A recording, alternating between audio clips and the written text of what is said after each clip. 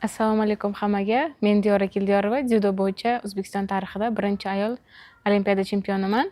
Yurtimizni chet elda nomini yuqori ko'tarish ko'pincha biz sportchilar yelkasida, chunki har bitta g'alabamizdan keyin, har bitta yuqori natijamizdan keyin butun arenadagi tomoshabinlar, sportchilar O'zbekistonni qanaqa davlat ekanligini, qanaqa madhiyamiz borligini eshitishadi va bu biz uchun juda ham katta bitta sharaf beradigan tuyg'u.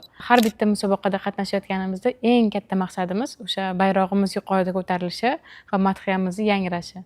2015-yil ilk marotaba o'smirlar o'rtasida jahon chempionatida qatnashganman va O'zbekiston formalarida yurgan paytimiz ko'pincha bizani yevropalik sportchilar unchalik mensitishmasdi va sekin-sekin yutuqlarga erishib, katta-katta arenalarda o'zimiz ko'rsata boshlaganimizdan keyin bizga chuqur hurmat bilan, sportchi hurmati orqali qarashni boshlashdi va O'zbekistonga tashrifni ham ko'paytirishdi. Oldinlari o'sha Toshkentda o'quv yig'in mashg'ulotlari bo'lardi.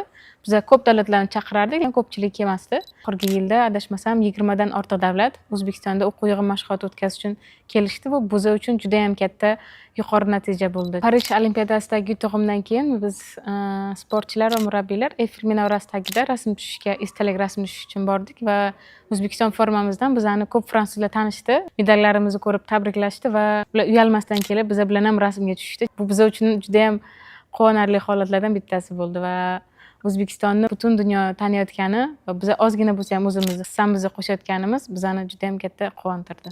Aziz ukalarim, singillarim, sizlarga bitta juda ham katta maslahatim, bo'sh vaqtingizdan unumli foydalaning, chunki O'zbekistonning kelajagi bundan keyin sizlarning qo'lingizda bo'lishi mumkin. Har bitta qilayotgan ishingizni sevib, yaxshi ko'rib va kelajakda tanlaydigan kasbingizni ham yaxshi ko'radigan ishingizga bog'lab tanlasangiz, juda ham katta natijalarga erishishingizga ishonaman.